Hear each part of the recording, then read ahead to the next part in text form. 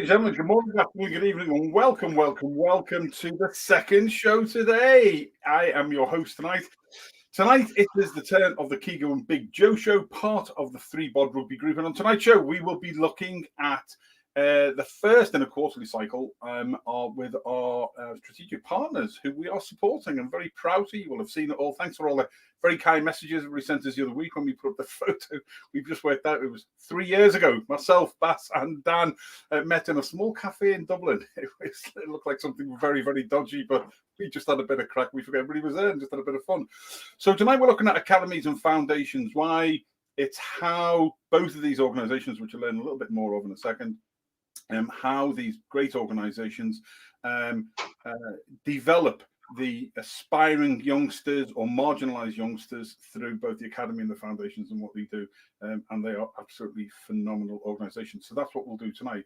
Right, did anybody spot the obvious mistake? If you spotted the obvious mistake so far in the show, I will give you might not be able to see this. If you spotted the obvious mistake, you can have a bag of Chef's, because I've got a green screen on, you can't see it, bag of Chef's Blend coffee. If you noted the obvious mistake so far, we've been 2 minutes 17 in, and there was a mistake so far. If you know what it is, then put it up there, and the first person is I'll send them a bag of Chef's Blend coffee, so you too can wake up with Chef in the morning. We just had that discussion. It's scary. There we go. So, no Keego tonight. Keego is on a sabbatical doing something very dangerous and daring across the globe somewhere, but he'll be back with us next month. So, to start the show off on academies and foundations, a friend of mine who I met, I've been here yesterday. I've been here 7 years back in the country, and I met this man. It must be 5 years ago. And that's a scary thought. How young do we still look? He is a former Springbok international. He was a former Leinster underage coach. He's co-founder with Johan Taylor of the fantastic Rugby Academy Ireland in one of the best locations I've ever come across in my life, and I've travelled the world a bit. The Killishy Hotel in County Kildare. He is the great Dan VAN ZYL. Dan, good evening to you. Good evening, Joe, and still impressed as ever that you're the only guy that on this part of the world can pronounce my surname correctly. So, congrats. It must be helped by all that Burravals from Louis Ludwig I'm eating. But listen, I have to say as well, every time I'm on the show, I should have had you as an MC for my wedding, because there's no better man to do introductions, you know. Good man yourself. Listen, great to see you, mate. We'll hear all about the academy in just a second. Joining us from an organisation called the Change Foundation, who I fell in love with when I first heard about them, because they change. I think being 40 years is the anniversary this year. Bass will tell us in a second, and they change and they literally change the lives of young and marginalised people across the globe through sport and dance. And it is a fantastic organisation. Go and check out the Change Foundation. We have the head of business development, and he's also here. Not only that, and the reason we've gone with them to support them again still is because of the work they do with visually impaired and blind rugby. And for any of those people lots of people message saying, is it worth doing non-mainstream and small aspects of rugby? You're bloody right it is. And if people don't like it, then they don't have to watch. So visually impaired and blind rugby is very important. So from the Change Foundation, head business development, and the man who has taken forward in leaps and bounds visually impaired and blind rugby, Alex Basson. Bass, how are you? Very well, Joe, and thanks ever so much for having me on again. It's been a while, but as Dan said, and it's great to be on, and it's always a warm welcome involved. And Dan, it's a pleasure to see you again, buddy. I can't believe that 2018 was the last time we saw each other. It only feels like yesterday we were sipping on black Americanos and talking rugby. It was fantastic. Yeah, no, really can't believe it's been that long. It just shows how quickly time flies. Absolutely. Very much. And our third guest tonight was born in England. He lives in Wales. He lives in Cardiff, and he plays visually impaired blind rugby for I think he's a Welshman now. You know, this is all very confusing for a simple lad like me. But he plays visually impaired blind rugby for England. He is one of the star players, and the reason he will tell you that he plays for England is because not only was he born in England, but they needed the star player, and he is it. So let's welcome Gareth Davis. Gareth, how are you? Oh, you got to take yourself off mute, mate. There you go. You're off mute. Yeah, thank you very much, Joe. Been really looking forward to coming on. I've watched the show for a couple of years now, and great to be here with the other guys as well. Absolutely. Well, we're going to hear more about you and your background and how you got into visually impaired, and the work that you do with the Royal National Institute for the Blind as well. Which is, so we look forward to that. Who we got tonight? What? Brandon Smith from Brandon Smith Rugby. Let me just sort of put that on mute there. Brandon Smith and Brandon Smith Rugby, who is one of the co-hosts of our Welsh Rugby Roundup show. And check out his watch-alongs on Brandon Smith Rugby, top man himself. Well done, Brandon. Thanks for sharing on the live tonight. Ian Gilbert, our ambassador extraordinary from Ulster to the court of Madrid. Hola, Ian. I tell you what, my culture, my language tonight is just going abound. Afrikaans and a little bit of English there thrown in with that Spanish. Ian, I hope that you're well. Great to see you. Gregor Galway, one of our White Walkers up there in the north. Hope you're well, mate. Thank you for all you do. John Fisher, good evening. I hope you're well, mate. And great to thanks for the work you did at the weekend when we did the watch along. Shame you lost, but there you go. You come with the champions, and then you've got to bring your best. But it was great to meet you, mate, and to have you on. And a mate of yours here, Gareth, TJ Harms. TJ's the legend that is Gareth Davis. Absolutely. We'll learn more about. And John Dennison, who runs the World Rugby Memorial over there, lives in France. John, you're very good. Welcome to tonight's show. So I can't remember who we're meant to be starting with now. I think it's Dan. Dan, just remind us very briefly about Rugby Academy Ireland and what you do and why you and Johan set it up. Thanks, Joe. Look, we set up the Rugby Academy Ireland it is now 3 years ago, so relatively new in the business that we're in. But through work in player development and so on, with having worked with Leinster Rugby for 12 years and before that being involved with player development, came to the realization that, only so many guys can get picked, and some guys get missed out through injury or coach's perception at a certain time and so on.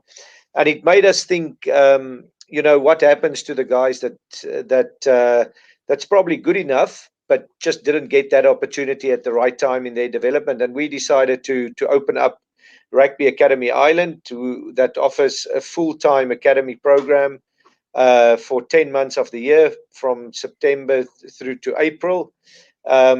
Where guys live with us, they eat with us, they train with us, they play for local clubs over the weekend, and after the season, we look to place them somewhere in the world, depending their ability, at a amateur, professional, or semi-professional club. So it's trying to provide opportunity for the guys that didn't get it at the start, and probably a second chance in life, if you want to call it that. Good man. I'm just going to one of those things where my this beast stuck in my hand and it wouldn't move. You were so good, mate. It wanted you to stay on. So there we go. No, listen, thanks for the overview, mate. How have things been in the last 12 months? Well, more 14, 15 months now. You've been going, haven't you? And you've had the kids through and stuff and different courses. But how has it been overall? Yeah, look, it was a great start at the start, going back to August. Guys probably came in 2 weeks early because of the self-isolation and so on aspect before the season started. And then the season started and everybody could train. There was a couple of games, and then suddenly, COVID just hit us.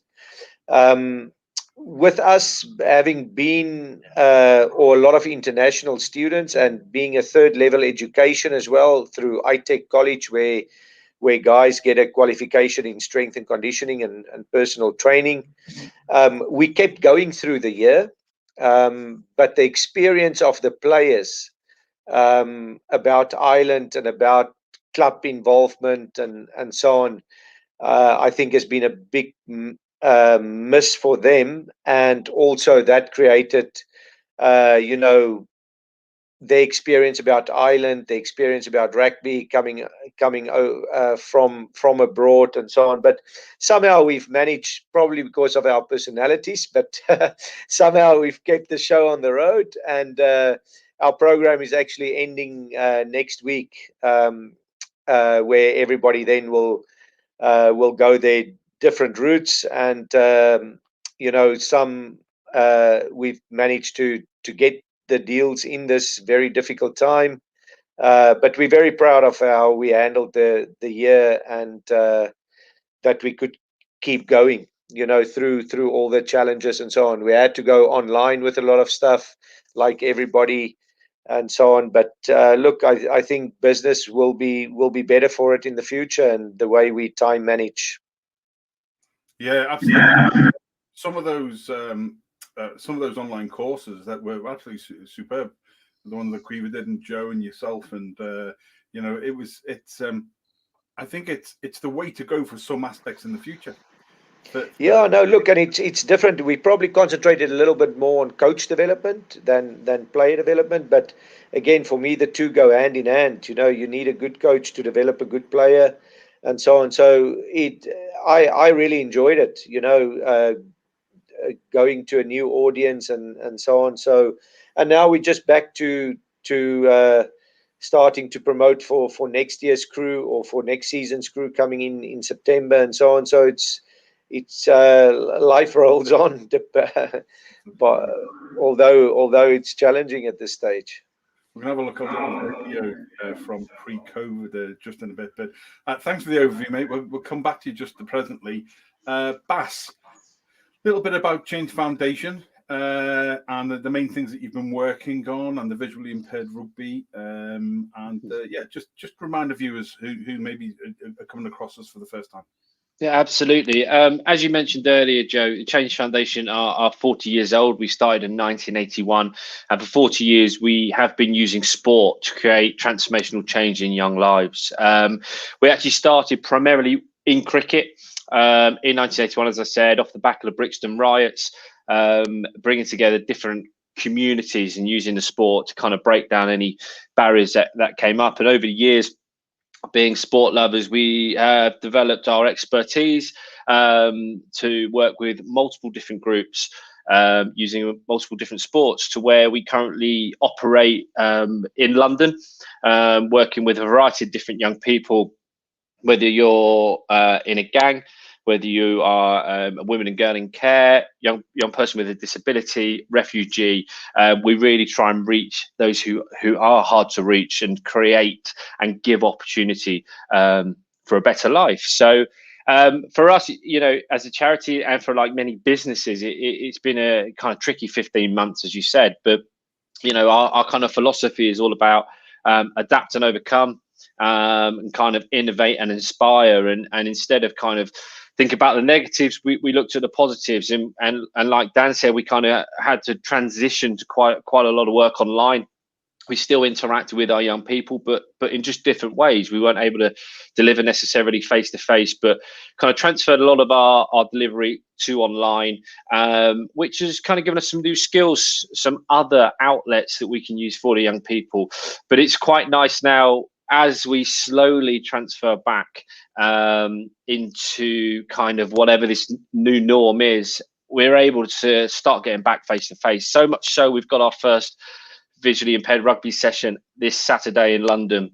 We kind of returned to rugby session for those, for about 10 or 15 of those who are coming along, which is fantastic. We haven't had a session since November, which, we had that one session, then we got put back in lockdown again. So it's nice to get everybody back and back on the field again, especially those who have been away from the game for so long. Yeah, superb, mate. And it's and it's great the way the things go around. Obviously, we've met Gareth, he's going to introduce himself just now, and we had the great Paul Handley working with us as well. Actually, you see the nice little surround, the overlay surround tonight, the Keego and Big Joe show that was made. All of those for the show have been made by Paul Handley, who was very much part of our extended team, and an absolute top bloke. Although he does play for Quins, we forgive him that. Anyway. So, bringing our final guest in to introduce himself and tell us a little bit about himself and the work he does within the National Institute for the Blind, and most importantly, how he got into visually impaired rugby. Gareth Davis, how are you, mate? I'm very well, thank you, Joe. Yeah, very well. Like Bas just said, looking forward to getting back on the pitch and having a bit of a run around in the next few weeks. Awesome, mate. So tell us a little bit about yourself and how and what you do for the RNIB and how you got into visually impaired rugby. Okay, well, with the RNIB, my job title is Strategic Engagement Manager, which means I basically focus on working with very large tech companies on a sort of global kind of scale, working with large tech companies, transport, really to improve accessibility for blind and partially sighted people. So a lot of that, like I say, is around sort of a lot of anything sort of from websites, social media, just because quite often it's the little things that make a huge difference to people like myself. So yeah, that's going really well, and there's some sort of huge, quite transformational tech coming over the next few years, which is really, really exciting. So that'll be good. How I actually got into visually impaired rugby? Well, I was diagnosed with quite a common eye condition called retina pigmentosa when I was 19, 20. And back then I was told that, when you're in your 70s or later in life, you'll go, blind, and that's fine because that's a million years away when you're that age. But it was a slow deterioration. And then about 6-7 years ago, there's quite just a huge sort of drop in my vision, which resulted in me being classified as blind. Just for the purpose of those guys viewing and for yourselves, basically my right eye is just a blur. It's like when you look in a misted mirror, and most of my left eye is the same. So I've only got a little bit of vision. It's like looking through a toilet roll is quite a good way of describing it. And also I can't see at all in the dark. And so when I was playing in my sort of younger days, I sort of began to notice it when I was struggling training under floodlights. There'd be sort of quite a few more knock-ons, a few more accidental collisions. I couldn't quite put my finger on the reason why, but it was due to my sight loss, not my lack of skill. Well, that's what I like to say anyway. And then, so I kind of dropped out of sport because of the sight loss, and it was just by chance that I found out about the Change Foundation. A friend of mine has a business in the city in London, and the Change Foundation were actually doing a team development day for them. And Bas got chatting to him. They mentioned about visually impaired rugby. My friend got in touch with me, said, look, this is going on at Harlequins. About 3 weeks later, I was on a train down there, which is quite a daunting thing, really, because, again, I wasn't really used to traveling with the sight loss. And I ended up basically playing with the Harlequins and getting selected to go on the tour with England to Japan. And it brought a lot of that here to Wales as well. So there's a lot going on in Wales now. That's superb, mate. I both on the roll with the RNIB and also getting into playing with the Quins. And obviously I knew Paul Hanley did, but I've known you, but I didn't know that you played for the Quins as well. I'll tell you what, this you're gonna have to. I used to play for the Quins. It's Cardiff Blues now. So don't I think that's a bit better. Absolutely right. And actually, a big shout out to Cardiff Rugby, because they are one of the first, if not the first club, I think, across the UK who have got an all-inclusive rugby setup. So mixed ability, visually impaired, the men's, the women's, everything. And that's something that at some point this year, we are hopefully going to get in touch with Cardiff and get them to come on, because I think it is the future. We think it's the future, where you've got a club that just covers men's, women's, youth, mixed ability, visually impaired, the whole gambit. Why would you not have all different money? I know that, but why wouldn't you have that sort of setup? So, a big shout out to Cardiff Rugby, Cardiff Blues, but Cardiff Rugby, everything that they are doing there. Mate, listen,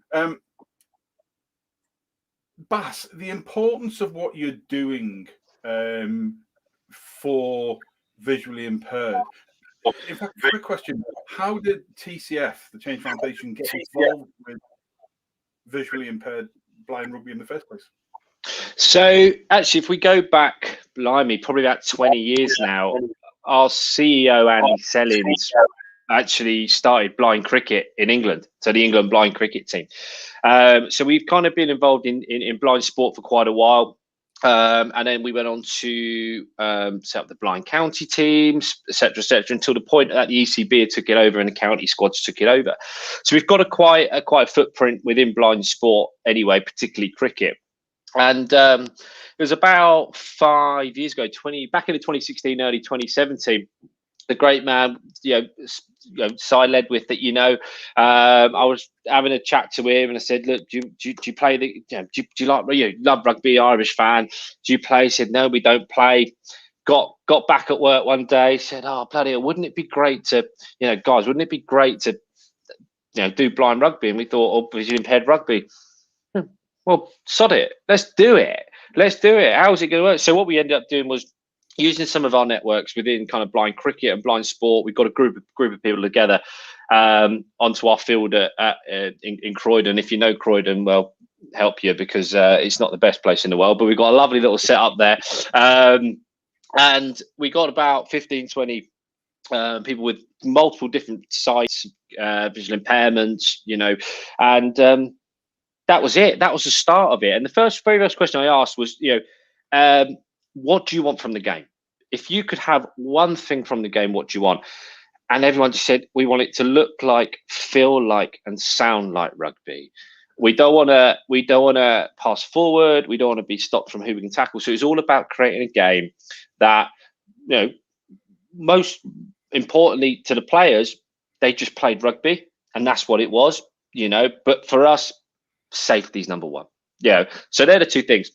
Look like rugby, feel like rugby for the players, but we've got to make it safe. So that's why we went for a 7-a-side touch version of the game with uncontested scrums, uncontested lineouts, 6 touches and a turnover, a 2-hand touch for a tackle, and if you were to rock up, some of the ability is phenomenal. And if you were to turn up like we had in New Zealand in 2017, someone said, "Which touch team is this? Can we join?" I went, "Yeah, you can, but everyone on the pitch is registered blind." They went, "What?" I said, "Absolutely, because the game is rugby, but we've adapted it so it is accessible for players."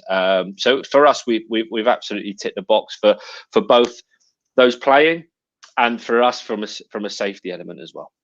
Absolutely, and you've just answered John Fisher's question there.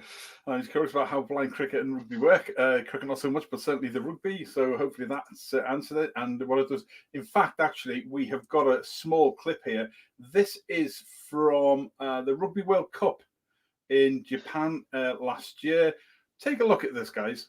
Hi, Simon Shaw here, ex-international rugby player, joining the visually impaired rugby tour. This is day 2, and here's your daily report.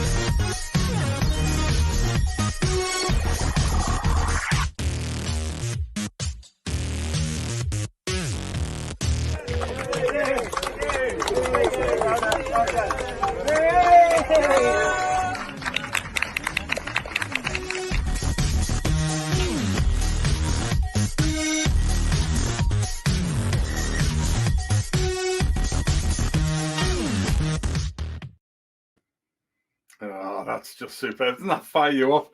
Absolutely brilliant. Memories. The camaraderie is just the same, and you just think, well, that's just like that's just a full-on game of sort of rugby, and fair play to you and all of them, and the respect for each other.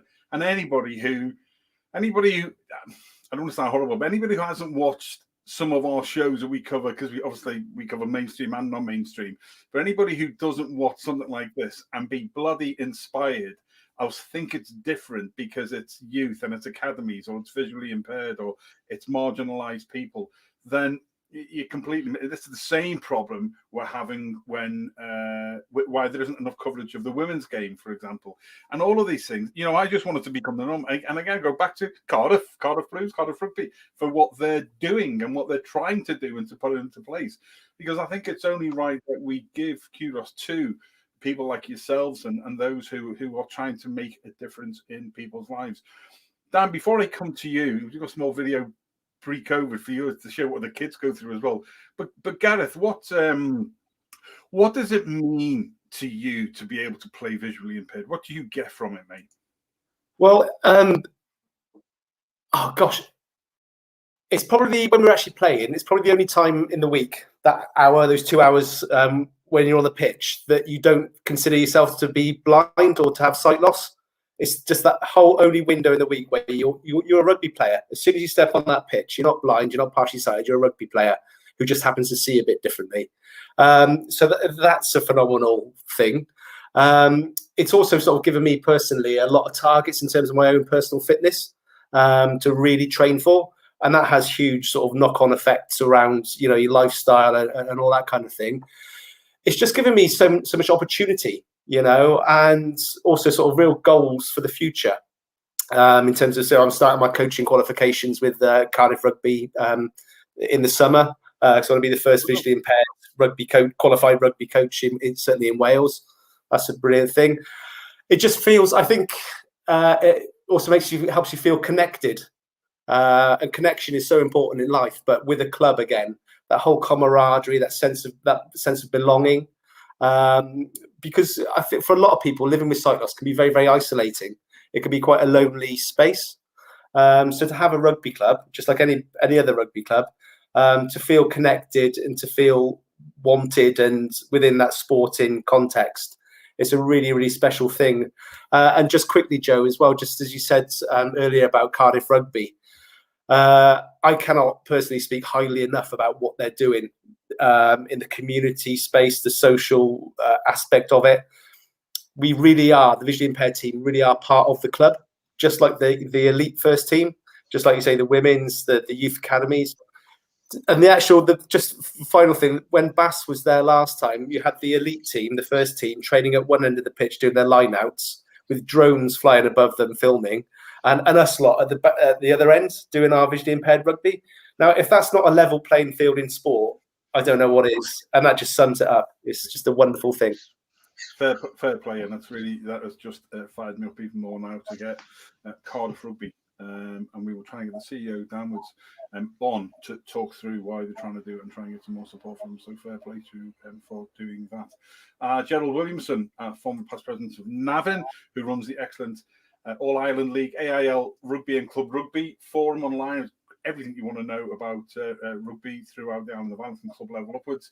And he's also a master of, he's on our Leinster show each month. He's just a whiz on history of all the clubs in Ireland. So go to AIL Rugby and Club Rugby and learn something. He's a good old stick and really knows his stuff. Just saying there, this summer, hopefully, Leinster Rugby are running over 20 summer camps, and for the first time includes rugby camps and venues, including his own club. Great. Do you know what? Isn't it great to see that we're almost coming out of things and to start again? Dan, thanks for that, Gareth, because that is, I think that means a lot. The fact that you're a rugby player. That's it. No, nothing more, nothing less. And I think the thing that gets me with visually impaired rugby, not just being inspired by the likes of yourself and Paul, and the great Ian McKinley and others, but when I was in Germany years ago, I had to have both my lenses replaced, and my sight was going, and I went down to 28% sight, and they replaced both lenses one at a time. I thought it was one of these, I was back driving 24 hours later. Jesus, there's nothing like that at all. It's pretty severe. But when I went down for for about 3 months, I thought, well, I was going blind. So I understand a little bit about what it's like when you fear and that isolation, and you don't want to speak to anybody and you don't want to engage. So I get that absolutely, completely. John Fisher, very quickly, Dan, sorry, before I come back to you. No worries.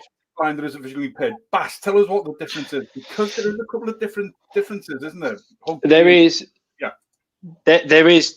So we play visually impaired rugby. So like Gareth said, the community-based club and training is fully inclusive to anyone who's blind or visually impaired. But when it comes to tournaments, for safety and for fairness, we have it between site categories, which is B2 to a B4, which I'm sure Gareth can explain a little bit more about. But so when we're playing competitive levels, we do not have completely blind players, but we also don't have those who may be fit into a site category that may allow them to drive.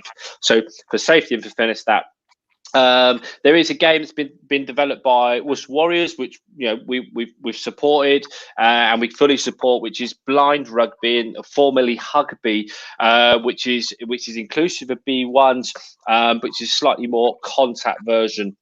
And we have players that play both, and it's fantastic. We've got tag rugby, touch rugby, 15s, 7s. When it comes to visually impaired and blind rugby, we've got 2 formats of the game that moving forward people are able to play. But our game is very much 2-hand touch version of the game. At community and club level, it isn't a visually impaired rugby club, it's a rugby club. Like Gareth said, you've got first team on one end of the pitch and VR rugby team on the other end of the pitch. For us, it's all about, when it comes to a tournament, we've got to be safe and we've got to be fair. But no, fantastic question. And check out blind cricket, YouTube blind cricket. It's a fascinating sport and it's amazing. So, John, thanks ever so much for your question. Brilliant, absolutely. Gerald Williamson just adding in there that, as far as he's aware, the Leinster run inclusive rugby camps are for visually impaired and special needs as well. Joe, Just to add there, very quickly, we are working very closely with both Wales Rugby Union, who have been phenomenal in setting up visually impaired rugby in Wales. I mean, flying a flag for visually impaired rugby and visually impaired sport, Wales Rugby Union, amazing. Dan Carew and Greg there. And we also work with David McKay at the IRFU as well. And we hopefully will be over in June doing some work with the likes of Leinster and other clubs. And so, Dan, Joe, I'll be taking you out for a swift half, certainly. But absolutely, the likes of Leinster and other clubs, rugby is really leading the way in diversifying their sport, which is fantastic.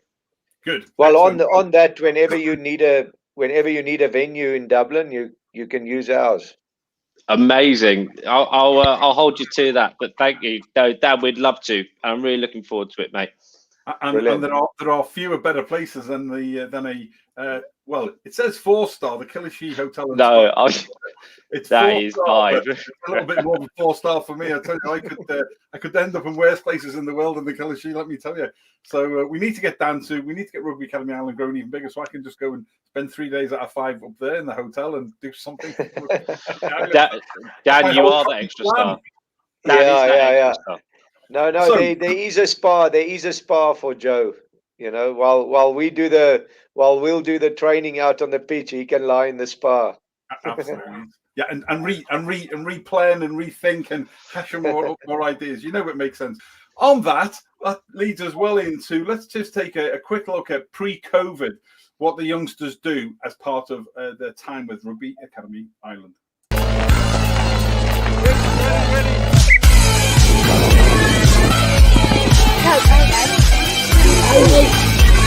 You should defend that.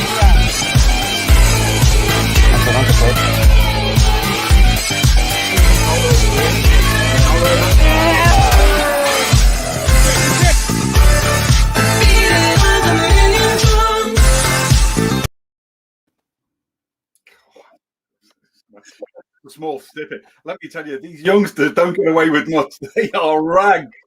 It's just the whole training ethos mentality that you and Johan and the team have put together. It's not just about rugby, though, is it? It's about teaching the youngsters life skills. Why is that important for you, Dan, to have both the rugby development and life skills for the aspiring youngsters coming through?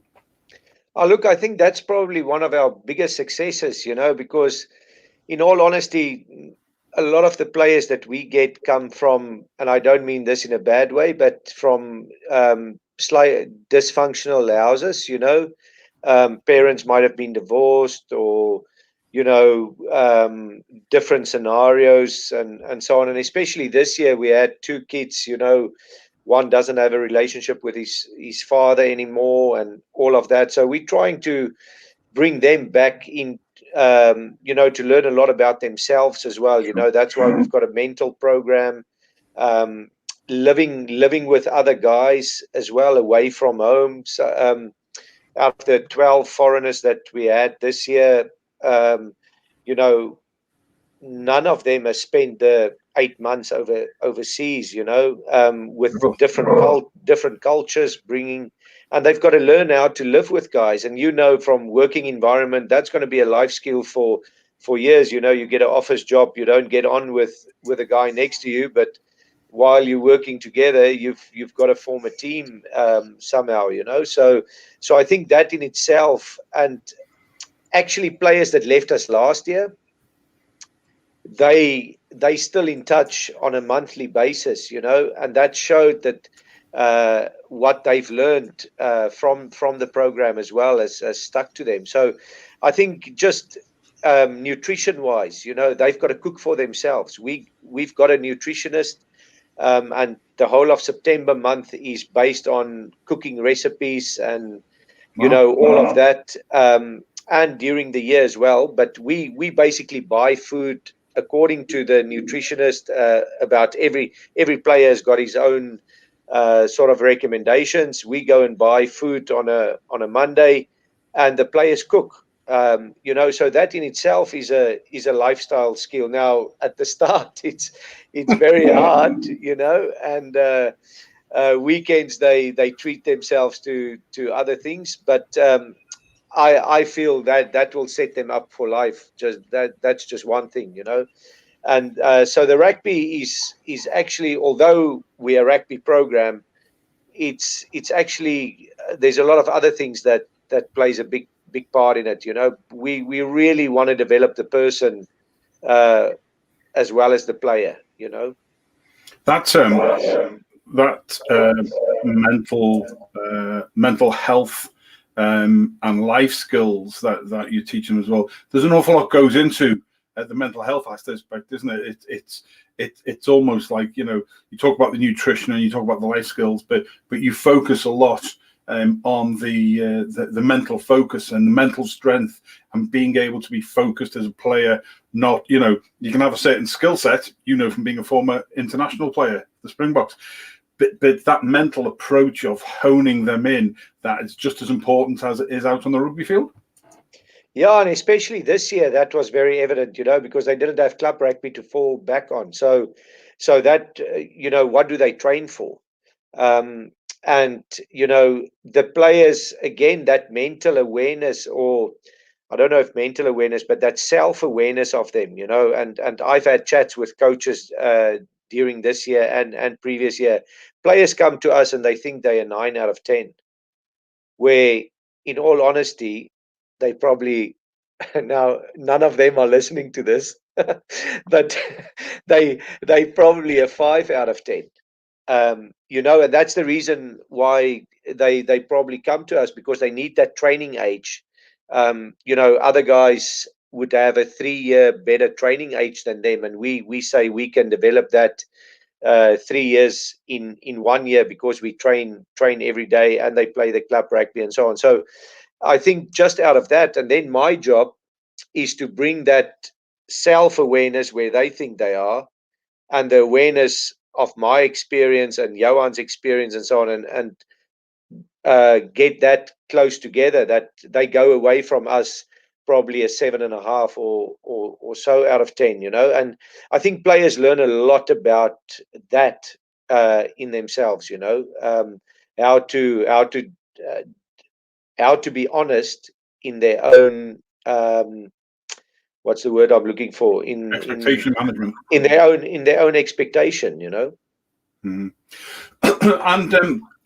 And But just to recap again, when they go through the course, they finish with a level 2 strength and conditioning course.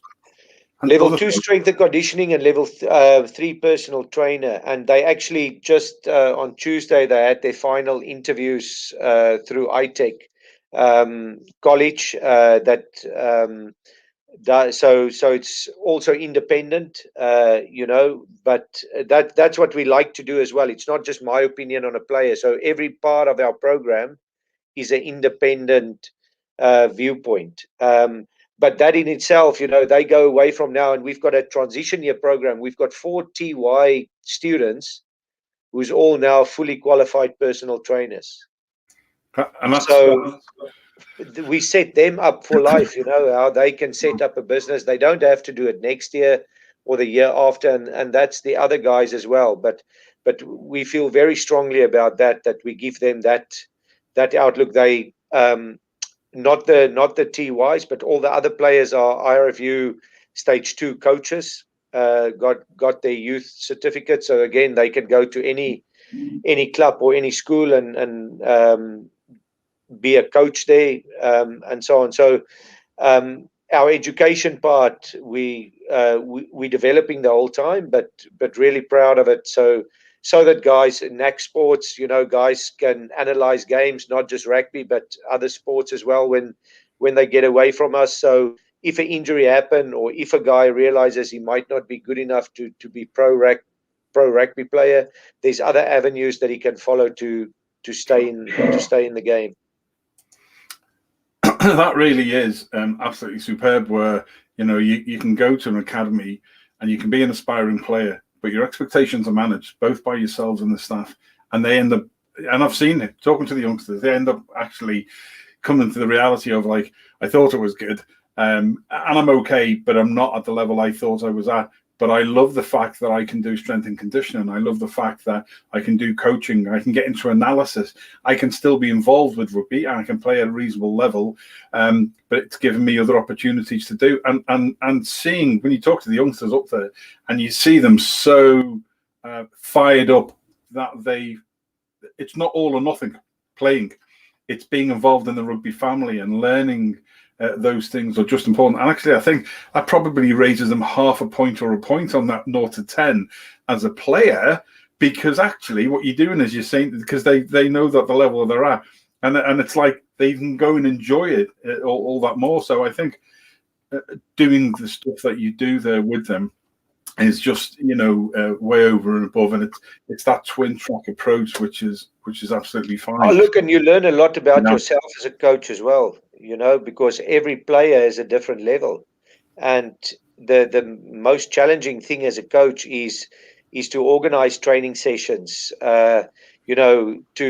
to be there as we say we are, to improve the individual, because we're not a team, but yet you do a lot of training sessions together and so on. So that is challenging as well. Do you challenge the better player enough, but you don't challenge the weaker player too much, and so you learn a lot about yourself as a coach as well.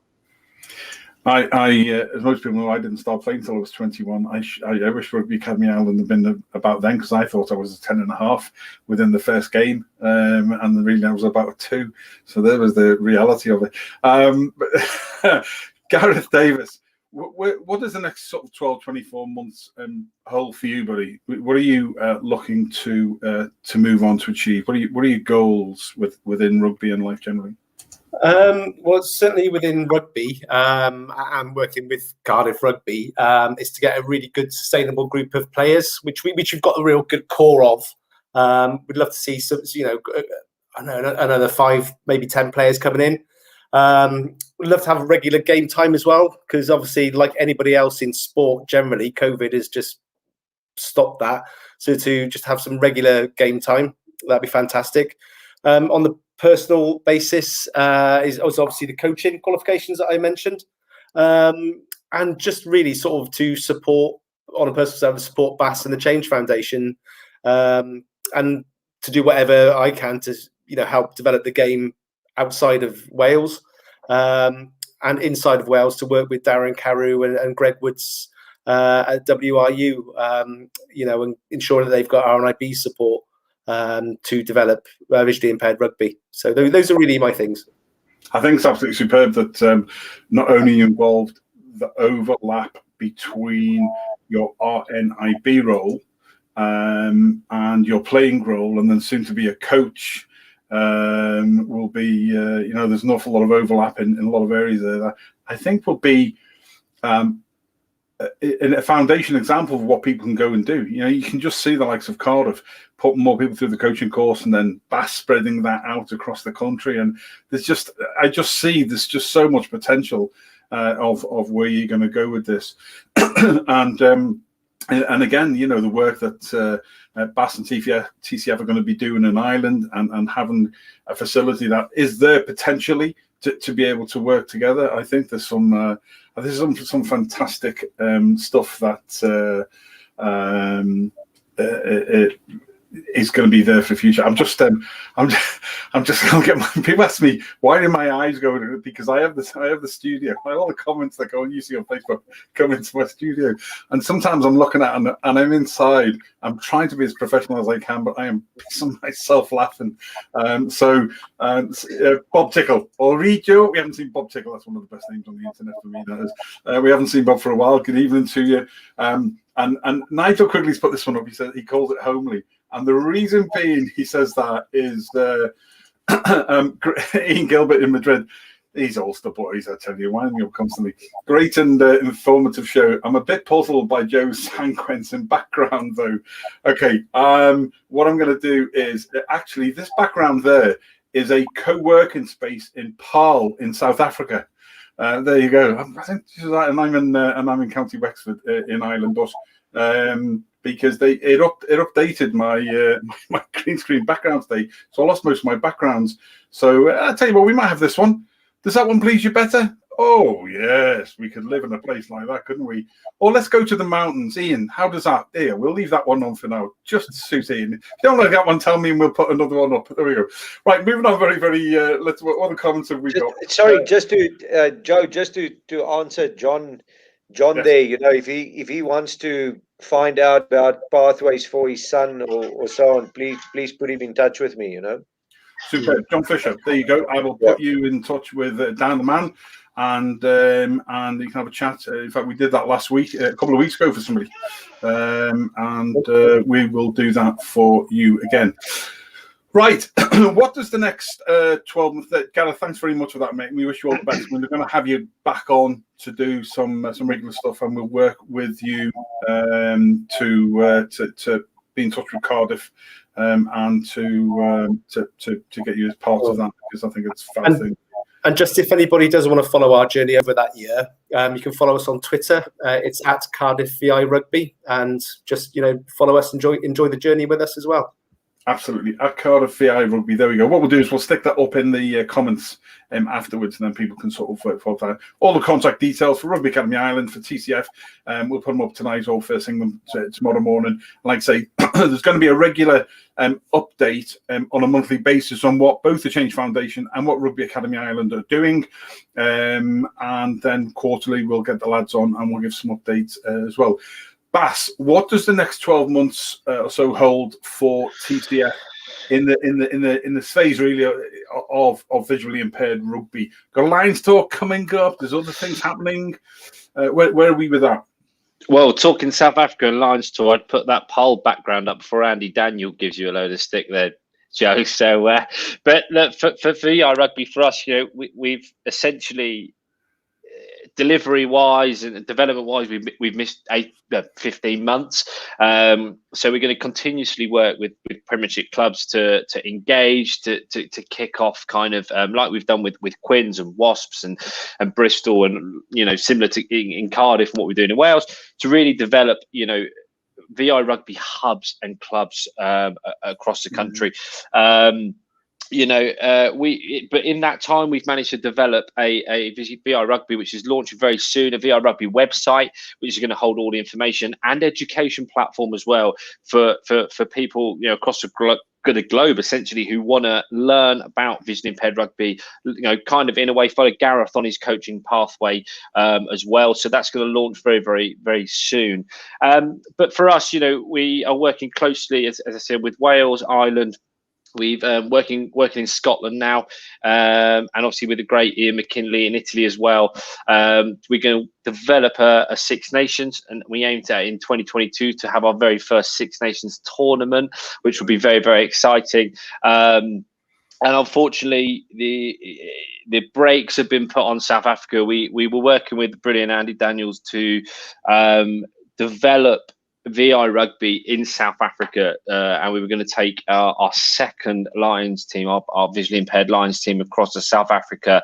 That is put on hold at the moment. The development of VI rugby in South Africa, is that put on hold? That's a wait to see. I think we've got a duty for us. It's important that we develop this game as far and wide as possible. And also we're working with some other counterparts in the US, Argentina, to develop the game as far and wide. I think for us, it's all about opportunity. It's all about upskilling and sharing knowledge. And I always say to Gareth and the players, it's not about the Change Foundation. The Change Foundation, this is our gift in a way to rugby. We're at the driving seat, but the players are the sat-nav. They're telling us where to go and how to drive the game and how to move it forward and which direction the game goes in. We're just in the fortunate position to be able to steer the bus, so to speak, but they're the ones navigating. So it is all about the players. It's about those playing the game. And Gareth, I know what you're thinking there. You don't want to be the one navigating, mate. Trust me. No, but it's absolutely, or driving, as a matter of fact. But it really is. We're just at a driving seat. The players, the ones that are on the pitch, the ones that are being our future coaches, team managers, are the ones really, telling us the direction that they want the game to go in. So yeah, lots of plans, lots of things happening, and we couldn't, Joe, we genuinely couldn't do it without the support of the clubs, both community and professional, without the support of the unions we've got on board, and without, most importantly, the players and the likes of yourselves, you, Dan, Andy, Daniel, those who are backing us, backing the game and sharing what we're doing. So we really, really do appreciate it. Yeah, no problem at all. Dan, what's the next 12 months for you and Johan and the team at Rugby Academy Ireland at Killashee? Joe, that will probably be a lot COVID depending again, but hopefully we get our vaccinations and life can go on to some sort of normality. But first thing that we have is we actually are planning, depending again, government regulations and so on, we'll adjust accordingly. But we're going over to Texas in the States for first week in June to go and do a camp over there, player development and coach development camp over there. Then hopefully can run our own summer camps. Missed out on the Easter and midterm camps that we normally would have done, positional specific and for certain age groups. So planning to have a 3-week summer camp come in August. Out on our Facebook page and Instagram page is where people can just say, would they be interested? That's all that we're trying to do at the moment, is gather how much interest there will be around it. Hopefully next year, the work that went into the women's under 20 campaign that we ran this year, and I still feel there's a big market for it, especially with women's rugby.